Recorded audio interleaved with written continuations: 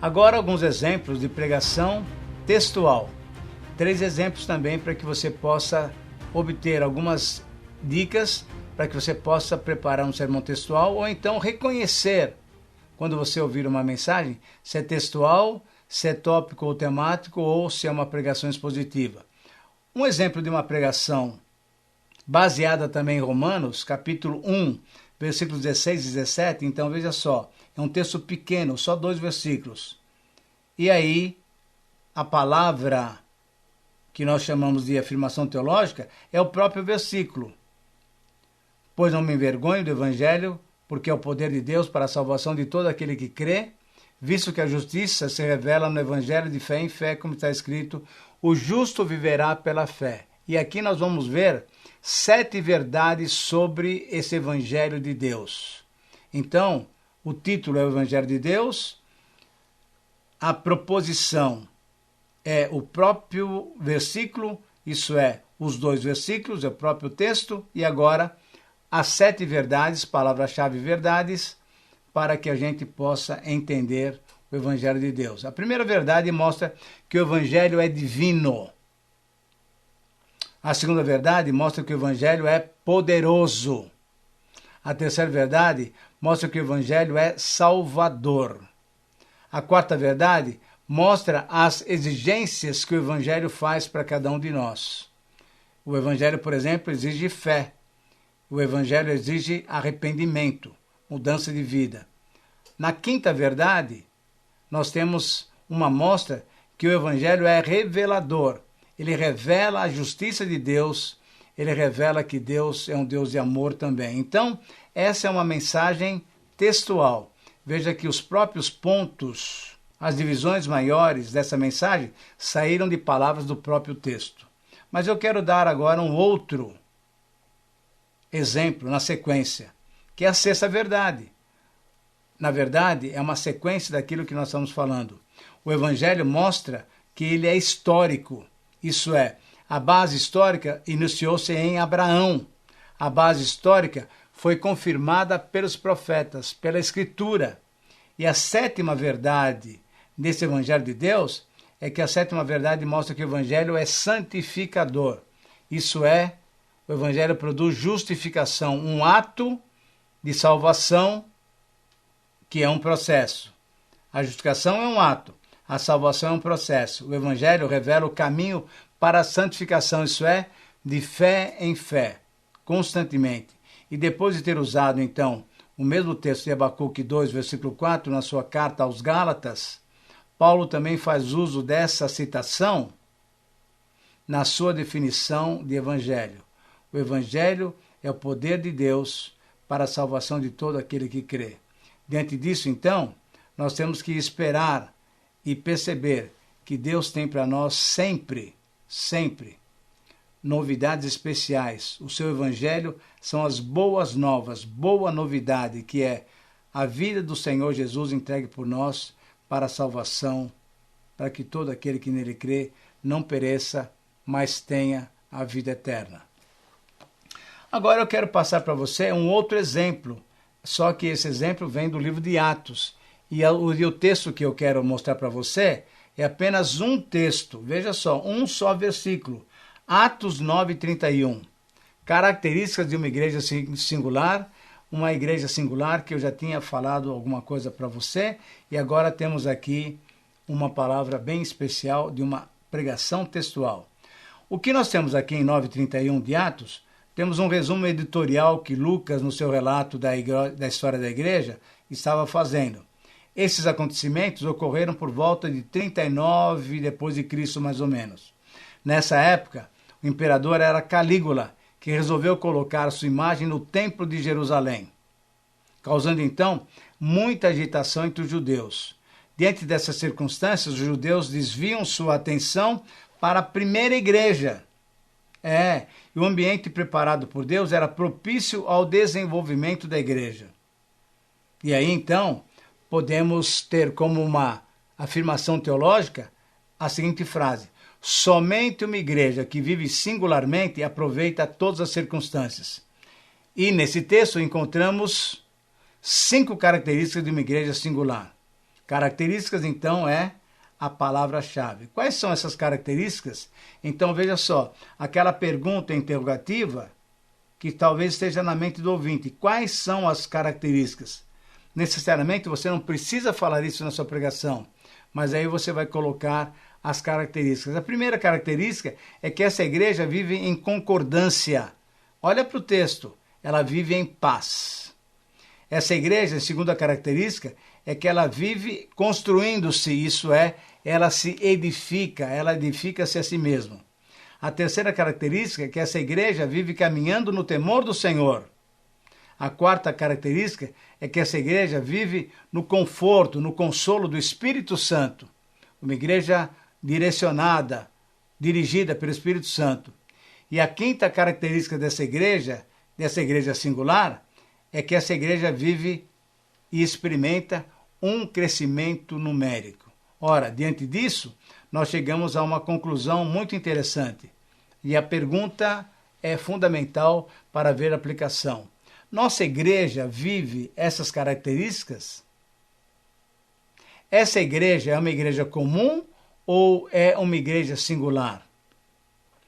Como igreja, temos consciência de um viver diferenciado? Temos ajudado a minha igreja a ser singular? Tenho eu ajudado a minha igreja a ser uma igreja singular? Eu tenho me empenhado em promover a paz, viver em temor, edificar meus irmãos e fazer possível para promover o crescimento numérico da igreja? São perguntas que vão levar o ouvinte a se posicionar e assim você conclui mais uma pregação textual. A Rádio Transmundial é um veículo de comunicação presente em 80% do planeta e que tem como objetivo levar as boas novas do Evangelho aos que não a conhecem, bem como dar crescimento e maturidade cristã àqueles que desejam servir a Deus de forma integral. Mais informações em www.transmundial.org.br. Transmundial, para todo mundo ouvir. A Faculdade Teológica Batista de São Paulo tem a satisfação de receber você para entrar em sintonia com a nossa ministração bíblica, ministerial e abençoadora que vai fazer diferença em termos de educação teológica para a nossa vida. Fique em sintonia conosco, aprofundando-se na Palavra de Deus.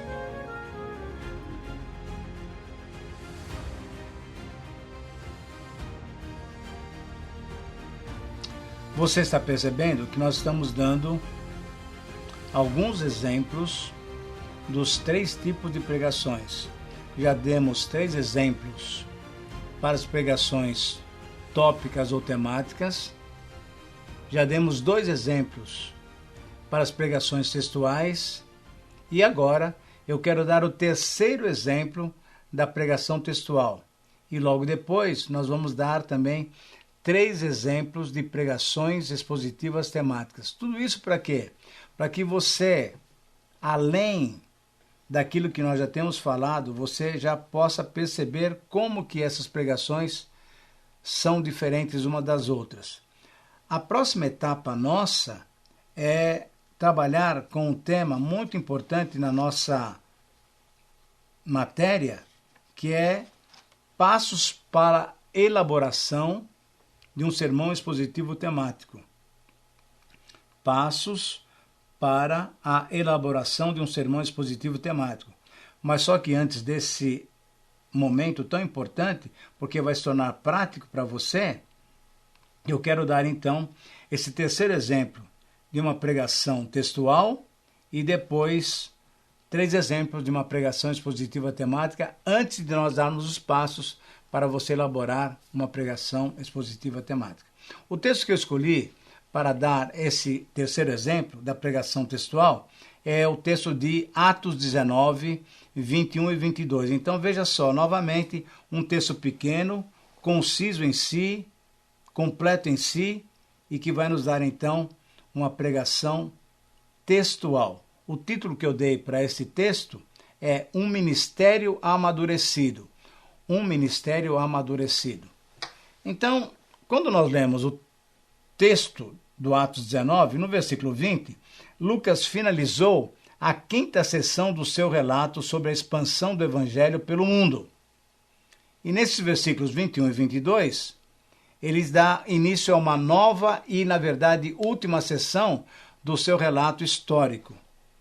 A partir dali, então, é que a gente vai perceber que Paulo está se dirigindo para Jerusalém, e depois de Jerusalém ele quer alcançar Roma e depois Espanha.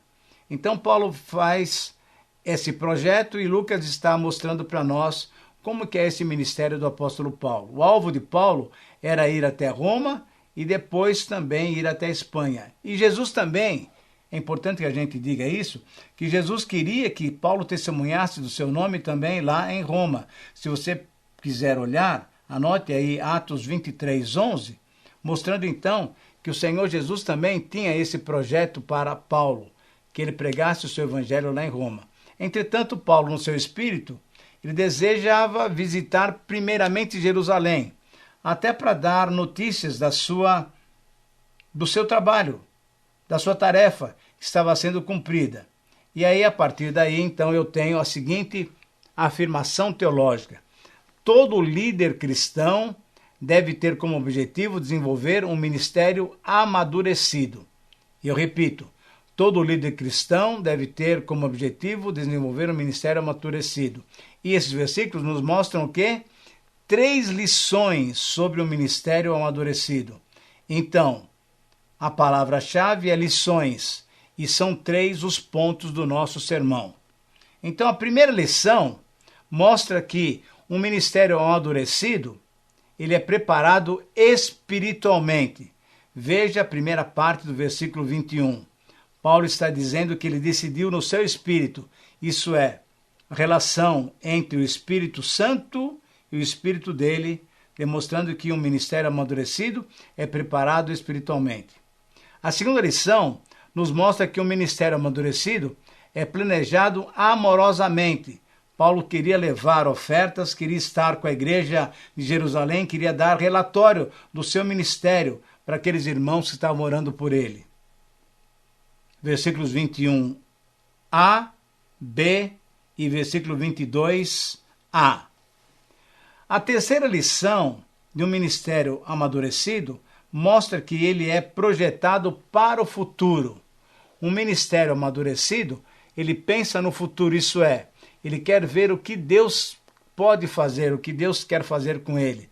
E esse texto, então, é o 21b e o 21 e o 22b. 21b e 22b. Tudo isso para mostrar o quê? Que ele quer chegar até Jerusalém, ele quer chegar também aonde? Até Espanha. Porque é esse o seu desejo, e diante disso, então, ele planeja o seu ministério. Um ministério amadurecido é um ministério bem planejado, de acordo com a vontade de Deus. Concluindo, então, esse exemplo e concluindo essa mensagem, de uma mensagem textual, a pergunta e as colocações que nós podemos fazer são as seguintes. Devemos planejar o progresso do ministério enquanto dependemos da liderança do Espírito Santo? Com certeza. Ele está nos dirigindo, ele mesmo está planejando para nós quais são os próximos passos. A cooperação de irmãos dedicados é valiosa quando queremos que o nosso ministério seja desenvolvido. E, finalmente, manter uma visão global da obra de Deus é fundamental e o Senhor pode concedê-la a nós. Esse é o terceiro exemplo de uma pregação textual, um ministério amadurecido. Atos 19, 21 e 22. Eu espero que você esteja entendendo e possa absorver esses exemplos e logo mais vamos partir para os exemplos da pregação expositiva temática.